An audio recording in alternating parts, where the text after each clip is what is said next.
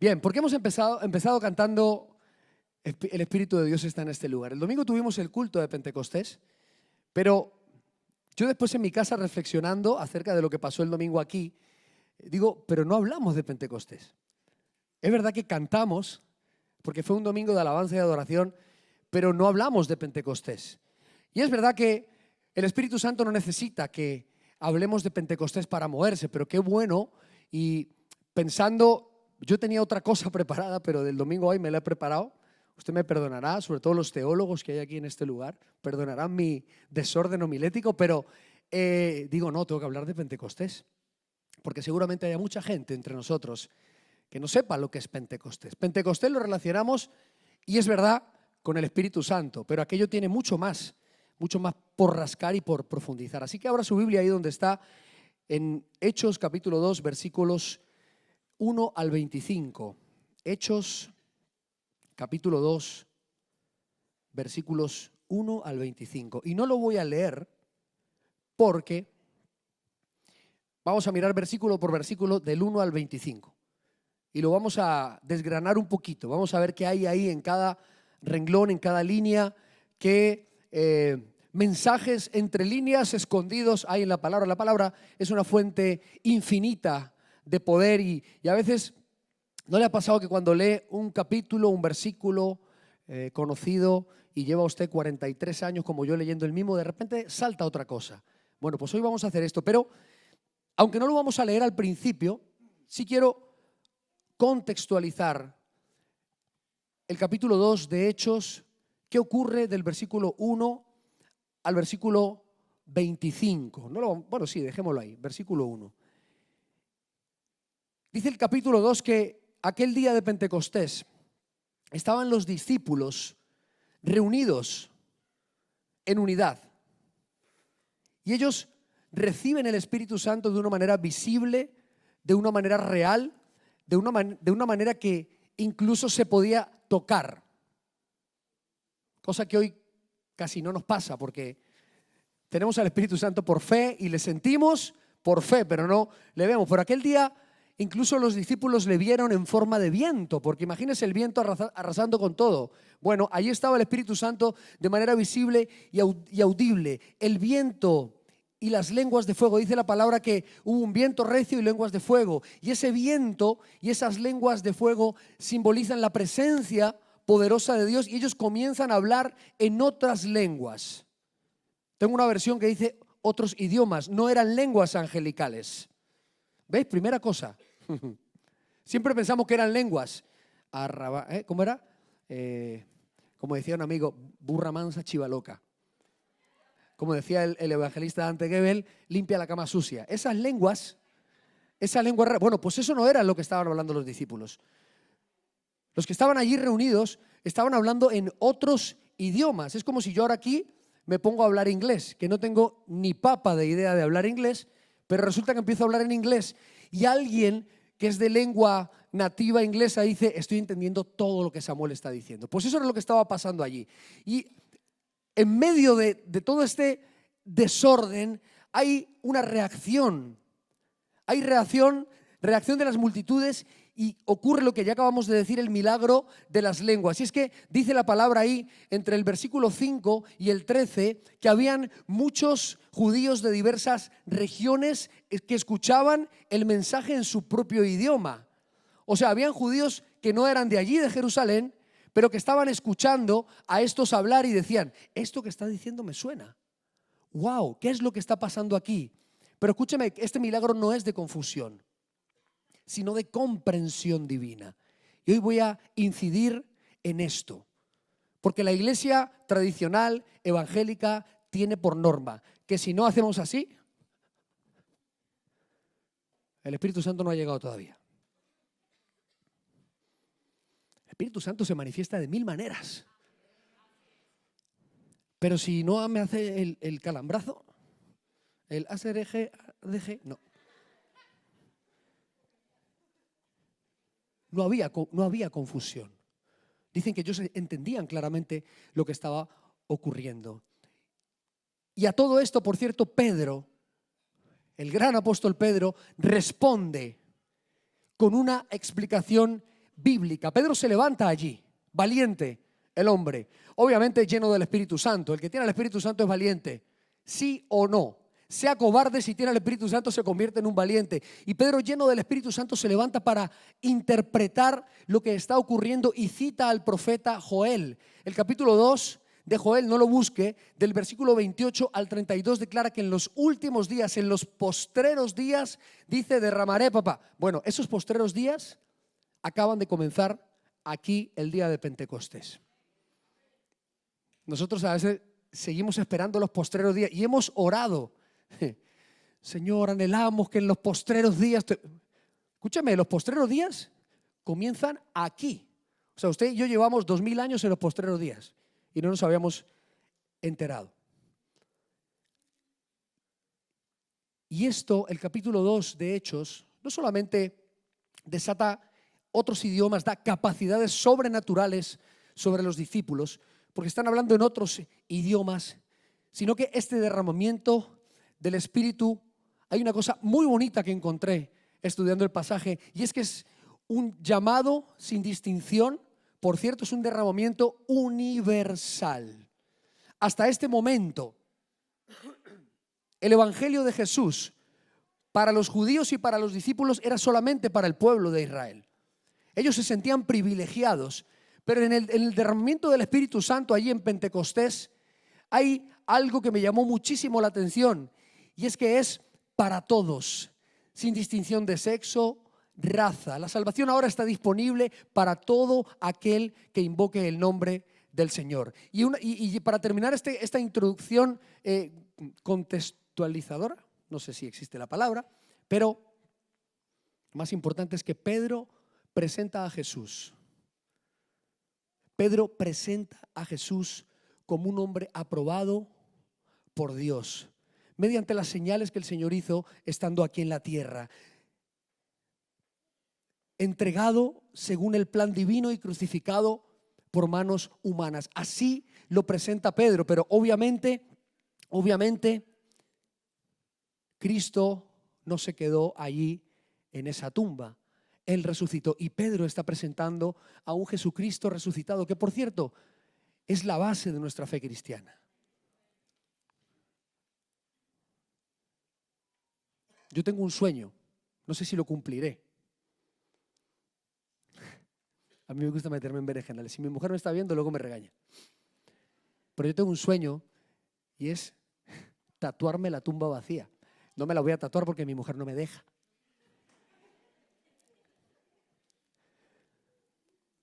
Pero es la tumba vacía la que le da sentido a nuestra fe. No es la cruz, ¿eh? Maldita cruz. Uy, pastor. Maldita cruz. Donde crucificaron a mi Señor. Es la tumba vacía. Ahora, Hechos 2, y vamos a entrar en materia, revela el cumplimiento de esta promesa bendita. Promesa, por cierto, que viene desde los tiempos del Antiguo Testamento. Cientos de años atrás el profeta Joel dijo: y derramará en los postreros días. Revela el cumplimiento de la promesa del Espíritu y es el inicio, y esto es muy bonito, es el inicio de lo que tú y yo hoy conocemos como la Iglesia de Cristo. Allí en Pentecostés es donde se da inicio a lo que tú y yo conocemos como la Iglesia del Señor. Así que una vez que tenemos un contexto, vamos a entrar en materia. Y es que Pentecostés marca un punto de inflexión. O yo diría, es el punto de inflexión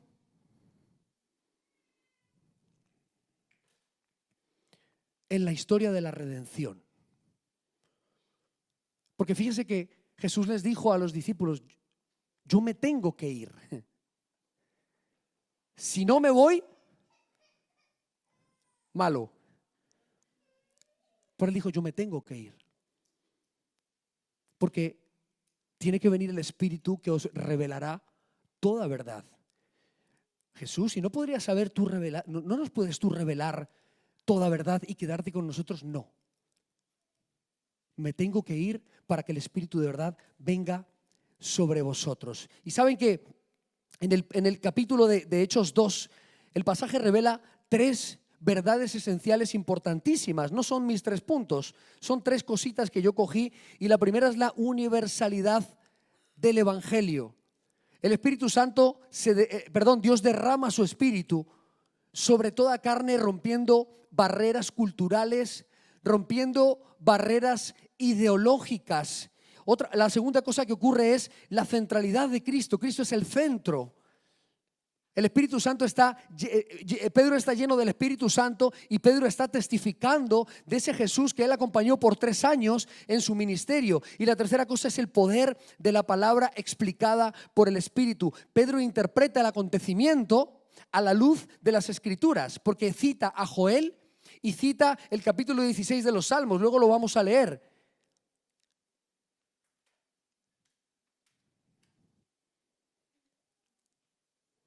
Pentecostés, querida iglesia, es el inicio apoteósico de la expansión del mensaje de Jesús por todo el mundo. Él dijo, hasta lo último de la tierra.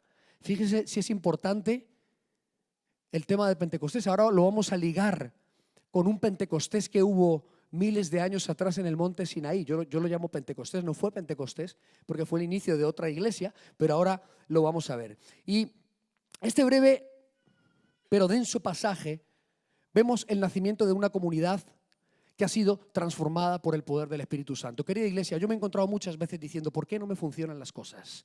¿Por qué no cambias? ¿Por qué no dejas tus pecados recurrentes de lado? ¿Por qué te cuesta tanto predicar a Cristo? ¿Por qué esto? ¿Por qué a veces discuto tanto con mi mujer? ¿Por qué mis hijos?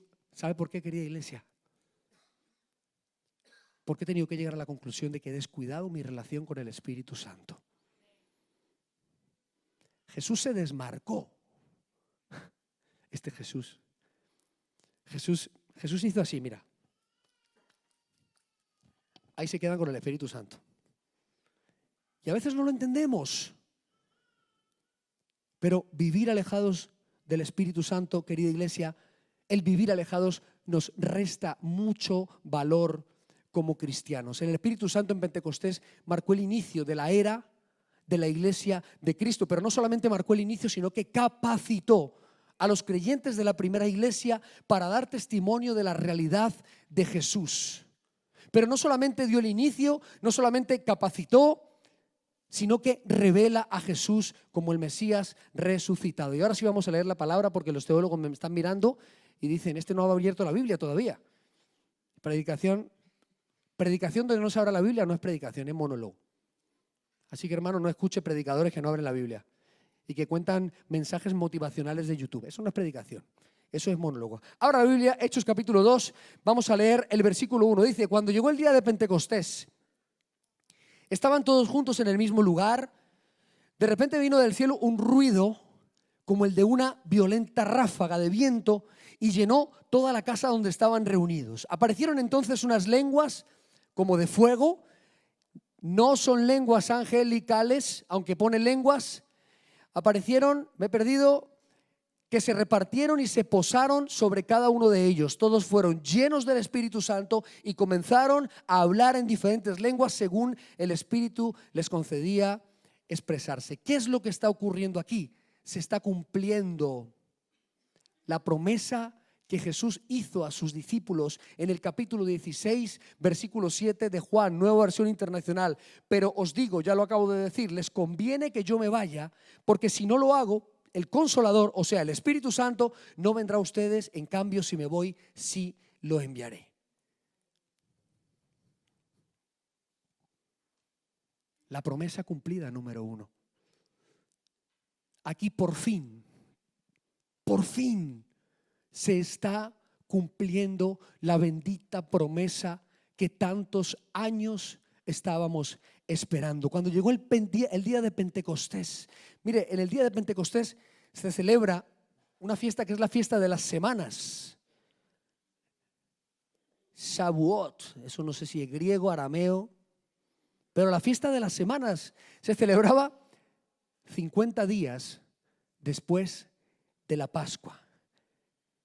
Era una festividad de peregrinación. Por eso dice que habían muchos que habían venido de latitudes, de Persa, desde Roma hasta Persa, toda aquella gente había venido de peregrinación, y esa peregrinación conmemoraba la llegada de la ley que Dios entregó a Moisés allá en Sinaí.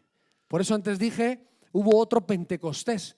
Yo lo llamo, es personal, la iglesia vieja testamentaria, la que el Señor instituyó en el Sinaí. El Señor entregó allí las tablas, el Señor entregó allí la ley para el pueblo. Y mire que no solamente en esta fiesta de Pentecostés, la fiesta de las semanas, que se celebra, ya lo he dicho, 50 días después de la Pascua, dice ahí en los versículos, estaban ellos unánimes juntos. Y este término implica, querida iglesia, no que estemos juntos dentro de un lugar físico.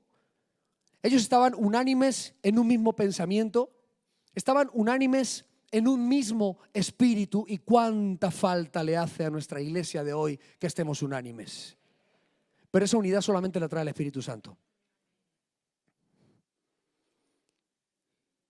¿Cuánta falta nos hace estar unidos? Queridos hermanos, mire, la unidad tiene muchas aristas. Porque, entre otras cosas, estar de acuerdo con el de al lado es muy complicado. Es muy complicado. Le aseguro que si hago una encuesta aquí de, no sé, ¿qué le pareció el culto del domingo? Bueno,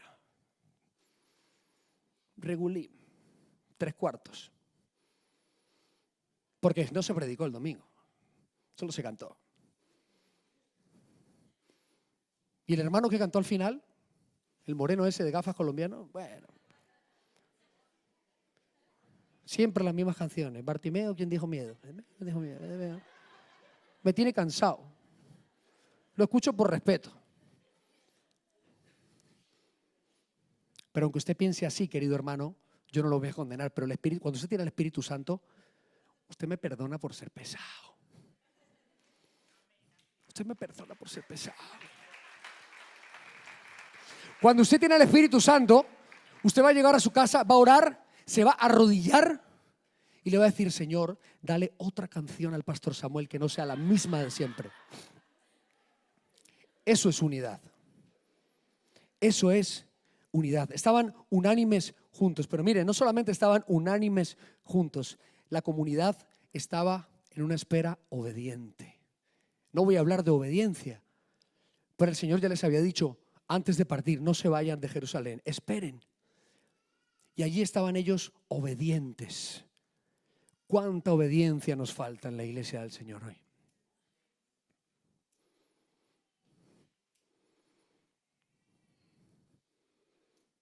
El viento recio, las lenguas repartidas como fuego, ambos elementos, el viento y el fuego, son símbolos bíblicos del poder y la presencia de nuestro Dios. Hablaron en otras lenguas, ya lo hemos dicho. Y aquí vuelvo y quiero repetirlo, querido hermano, no está hablando de lenguas como tal. Aquí hay un mover sobrenatural. Hay un mover sobrenatural. Porque están hablando en lenguas que no conocen. ¿Cuántos aquí han hablado en árabe poseídos por el Espíritu Santo? Nadie. Hay un mover sobrenatural. Y es que Dios escoge, qué casualidad, qué bendita casualidad, que Dios escoge el Pentecostés, como ya lo hizo miles de años atrás con Moisés, para darle inicio a su bendita iglesia. Allí empezó todo. Qué casualidad, ¿verdad? Si lo piensas de manera racional, dices: qué casualidad. El poder de Dios no está atado a un templo, porque Israel venía acostumbrada a los templos hechos por manos de hombres. Pero el Pentecostés desata la idea del templo físico. Aunque seguimos viniendo al templo físico, pero en Pentecostés se instaura en que tú y yo somos templo del Espíritu Santo. Hasta antes de Pentecostés esto no era así. Si el Espíritu Santo no viene, usted y yo seguimos yendo a la sinagoga. pero el Espíritu Santo viene para instaurar su templo, para instaurar, su morada dentro de nosotros. Y en esta promesa cumplida que es el Espíritu Santo que viene sobre los creyentes, se desata una segunda cosa. Mire, y esto me encanta, porque somos una iglesia, nosotros como iglesia somos una iglesia misionera, y se desata una segunda cosa, y es que el mensaje por fin es para todos, para los que no lo saben, ya lo dije al principio, pero el mensaje de buenas nuevas, de salvación, era solamente para los judíos. En aquella época el pueblo no tenía Torá. En aquella época, una persona de a pie como usted y como yo no podía leer lo que hoy llamamos la Biblia. Eso estaba destinado para el pastor Tomás, para la pastora Gabriela. Y de repente viene el Espíritu Santo y rompe aquello y todos tenemos acceso. Dice el versículo 5, que moraban entonces en Jerusalén judíos, varones piadosos de todas las naciones bajo el cielo. Judíos que llevaban, por cierto, décadas exiliados. Algunos eran de Jerusalén, pero muy probable muchos de los que allí estaban eran hijos. O sea, no eran propiamente dicho, no eran judíos nacidos, o sea, eran judíos pero no nacidos en Jerusalén. Dice que varones piadosos, judíos devotos que habían viajado a Jerusalén por la fiesta de Pentecostés, de todas las naciones. Y esto refleja la universalidad de la iglesia. Nosotros deberíamos ser una iglesia misionera, una iglesia que va, una iglesia que lleva, una iglesia que planta, una iglesia que alimenta a otras. Aquí se está desatando un poder apostólico sobre la iglesia que hasta este momento no lo había. ¿Quiénes son? ¿A quiénes les es revelado la palabra de que el mensaje no solamente era para los judíos, sino que ahora los gentiles como tú y como yo teníamos acceso? ¿Primero a Pedro o a quién fue primero? ¿Teólogos? ¿A quién fue primero? Pedro, ¿sí? ¿En la casa de Cornelio? No. El lienzo, el sueño, el mata y come. Y después el apóstol Pablo. Gracias, Óscar, sacaste 10, ya lo sé. La universalidad de la iglesia. Y esto rompe por completo a esta gente. Pero puedo ver al Espíritu Santo trayendo unidad aún en medio de situaciones que no entendemos. Yo estoy seguro, la Biblia no lo dice. A mí me gusta elucubrar en qué pasó, qué pensaron, qué dijeron. De hecho, la Biblia refleja alguna historia de estas en que algún judío se opuso, pero seguramente allí había gente, entre esos que estaban unidos, había gente diciendo, pero esto es nuestro. Esto, para estos que vienen de fuera, no es. Pero cuando está el Espíritu Santo de Dios, su corazón es humilde, su corazón es empático. Usted entiende al otro. Versículos 7 y 8. Dice, ¿no son galileos todos estos que hablan? ¿Cómo pues les oímos nosotros hablar cada uno en nuestra propia lengua en la que hemos nacido? Miren, los galileos estaban estigmatizados como gente del vulgo. Los galileos eran gente sin educación, agricultores, pescadores. Y por eso la pregunta no es porque están hablando en otros idiomas, la pregunta es, ¿y cómo estos? Pero es muy interesante porque la sorpresa aquí para los que habían venido de peregrinación a Jerusalén no era lingüística. La sorpresa no era de que estuvieran hablando en su propio idioma, era una sorpresa sociocultural, gente común, hablando con fluidez en otros idiomas. Querido hermano, cuando usted y yo tenemos al Espíritu Santo, el Señor nos capacita para hacer señales, milagros, prodigios. Alguien dijo, pasamos de ser personas ordinarias a personas extraordinarias. La clave del éxito ministerial no radica en los dones y en los talentos. La clave del éxito profesional no radica en qué tan capaz eres. Yo siempre le digo esto a mis más cercanos. Porque alguno de vez en cuando viene a quejarse, no, es que la economía, ¿qué tal? Pastor, tal. Yo le digo, ¿usted quiere más dinero? ¿Usted quiere que su economía crezca? Claro, pastor. Busque al Espíritu Santo. No lo busque por dinero, no va por ahí. Quiero que me entienda. Es un resultado de... Cuando usted y yo tenemos una relación con el Espíritu Santo, querido hermano, todo se alinea. Hasta esa subida de sueldo que está esperando se alinea. Sí, porque es que a mí vienen los discípulos y me dicen, es que no puedo ir al discipulado porque el sábado voy a hacer horas extras. Ay, tío, dale la vuelta.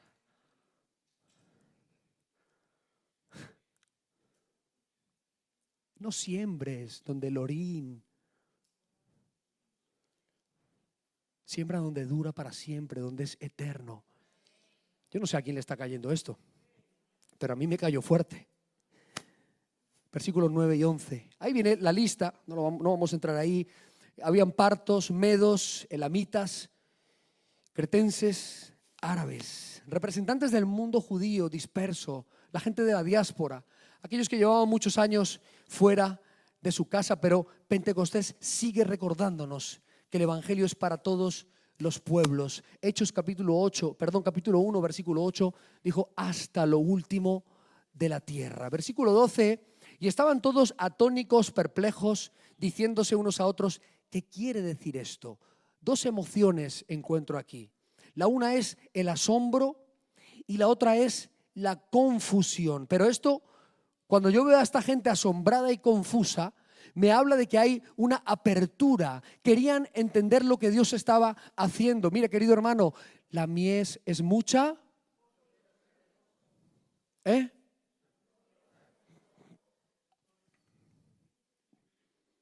Aquí hay apertura. Hay asombro y confusión. Y eso es bueno. Necesitamos compartir este mensaje de vida y de salvación que nos ha sido regalado. Yo he escuchado gente decir, no, es que los españoles son muy duros. Es que los españoles...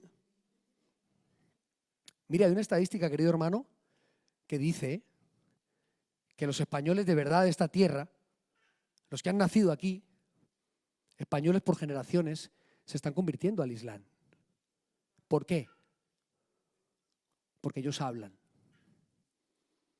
Y usted dice, bueno, voy a esperar a la cena de empresa y estamos en enero. Hermano, ¿y si viene el Señor antes?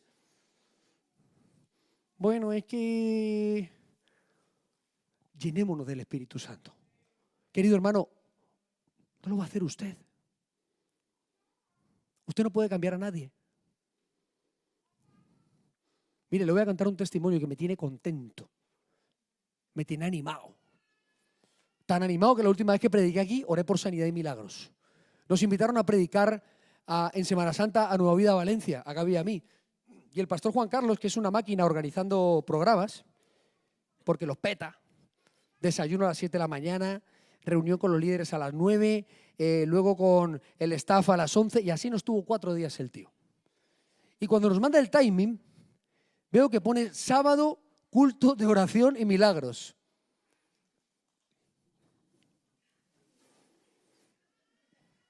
Y Gaby dijo, ¿y por qué no invitan a Karen?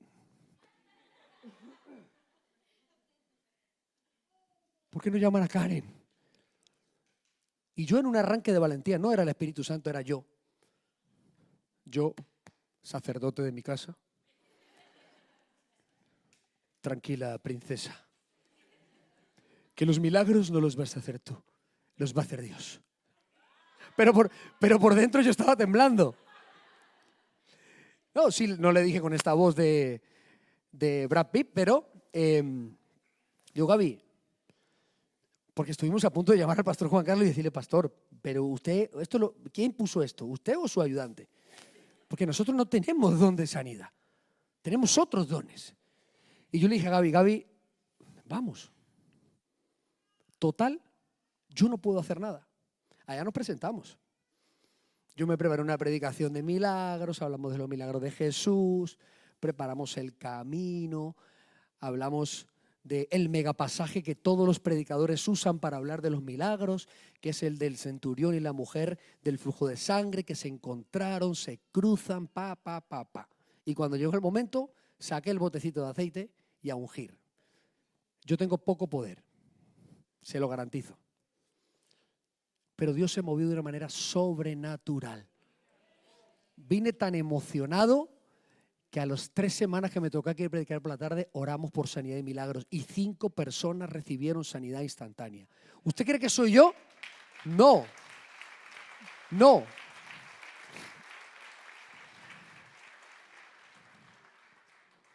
Es el Espíritu Santo.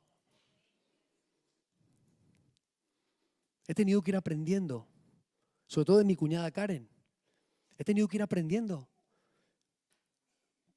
Porque mi cuñada Karen va por la calle y se muere una mosca y ora por resurrección. Padre, en el nombre de Jesús, ahora. Levántala, Padre.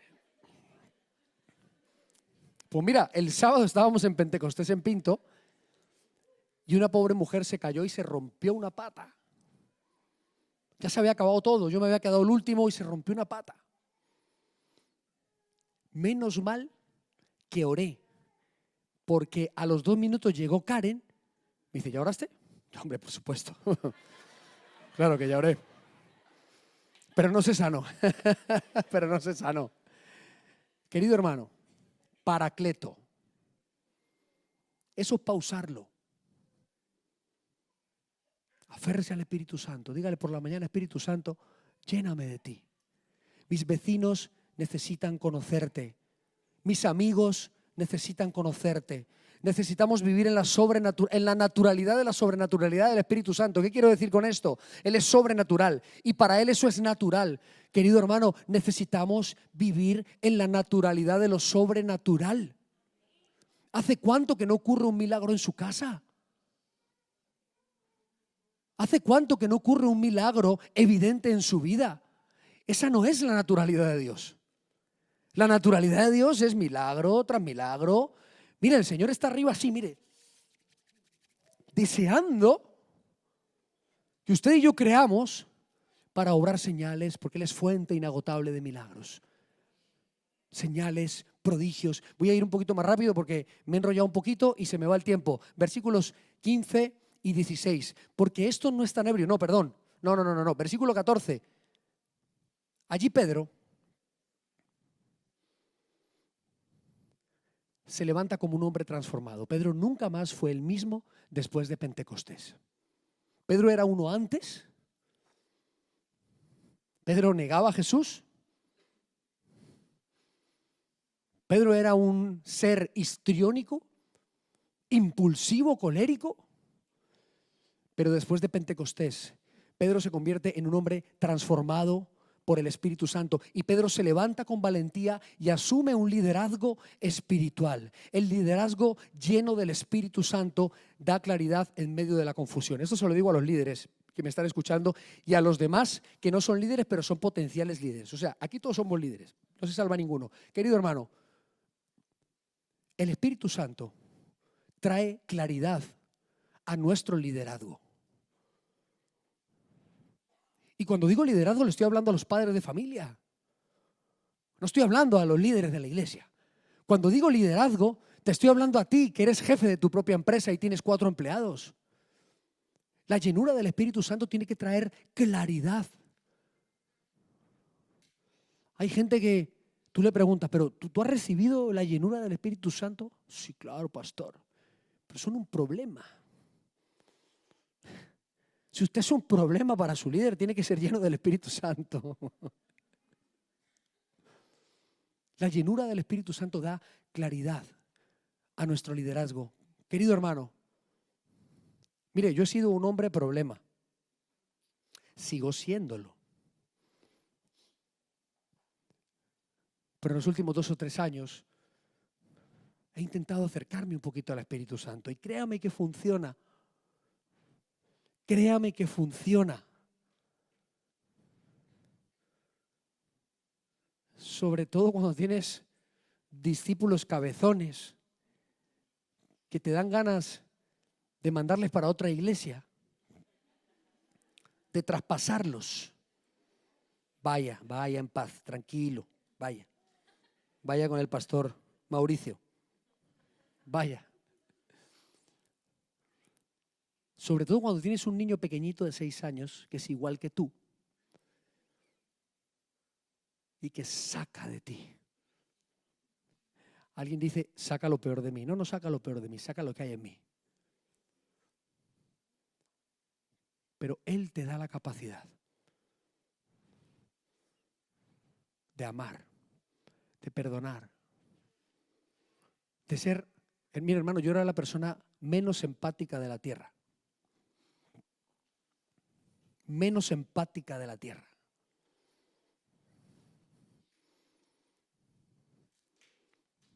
Y el Espíritu Santo me ha enseñado a que me guste o no, me tengo que poner en el zapato del otro. Porque al final, iglesia, yo aquí veo corazones, personas llenas de sentimientos, de emociones, de problemáticas, de circunstancias adversas. Y yo te aseguro que si nos ponemos aquí a contar cada uno de nuestras batallas, la del uno es peor que la del otro. Y este te puede estar contando una cosa que tú dices, wow, pero viene el otro y te cuenta una que dices, no puede ser. Y viene el otro hermano y te cuenta.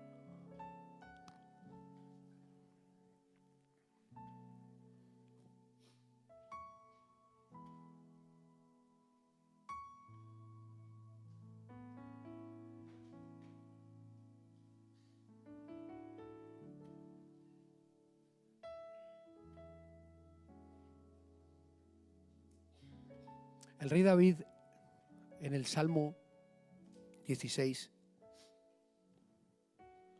versículo 8 escribió lo siguiente: siempre tengo presente al Señor, como Él a mi derecha. Ahora vamos a intentar en un minuto explicar esto, porque este es uno de los versículos más profundos y sobrenaturales que yo haya podido leer en las Escrituras. Salmo 16, versículos 8 al 11. Nada me hace caer.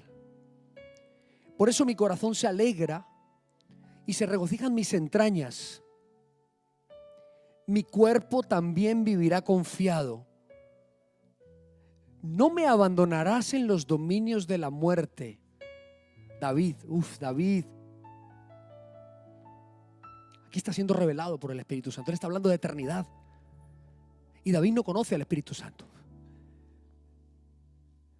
David no conoce a Cristo. David ni ha visto ni ha leído acerca de Jesús.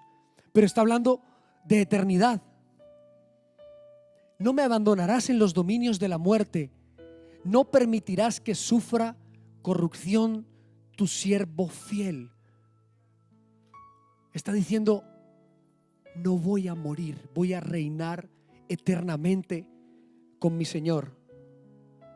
Me has dado a conocer el camino de la vida, me llenarás de alegría en tu presencia y de dicha eterna a tu derecha. ¿Sabe de quién está hablando David? De Jesús. De Jesús.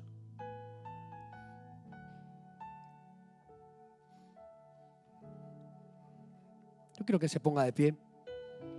Tengo ahí un montón de notas, pero ya no quiero seguir. Vamos a orar.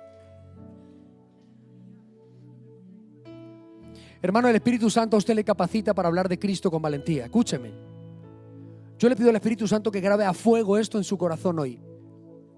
El Espíritu. Mire, el mundo se está convirtiendo a otras religiones, menos a la nuestra. Lo nuestro es una religión, pero para que me entienda. Porque usted y yo nos falta llenura del Espíritu Santo para proclamar a Cristo como la única y verdadera solución a los problemas de la humanidad. Hermano, la salvación no es una idea humana. Esto se lo digo y yo espero que usted lo entienda por la fe. La salvación no es una idea humana. Es un designio de la divinidad. Pedro usa aquí las escrituras para interpretar la realidad o su realidad actual. Te pregunto, ¿estás claro en tu realidad actual? Si yo pudiera traer un termómetro hoy, un termómetro que mide mi relación con el Espíritu Santo, o si tú pudieras hoy testar tu relación con el Espíritu Santo del 1 al 10, ¿cómo está tu relación con Él? No me respondas, respóndete a ti mismo. Quizás eres de los que se queja porque casi todo va mal.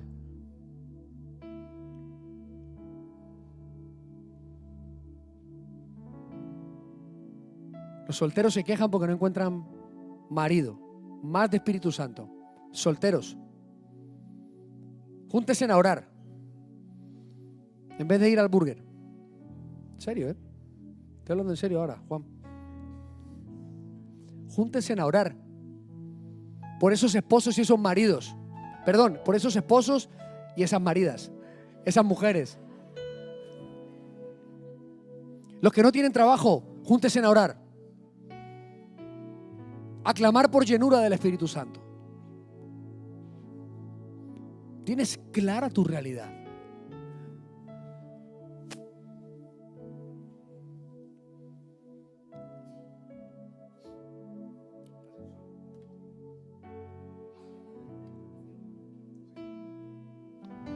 Vamos a cantar una canción. Y hermano, mire, yo hoy no voy a hacer llamado al altar. Yo quiero que el Espíritu Santo allí donde usted está. Y ojo, con orden. Con orden. El Señor no se mueve en el desorden. La llenura del Espíritu Santo no es solamente hablar en lenguas.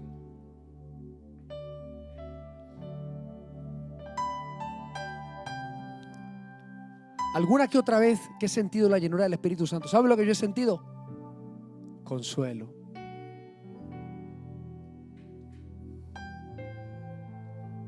En algún momento cuando he sido lleno del Espíritu Santo, ¿sabe lo que he sentido? Paz.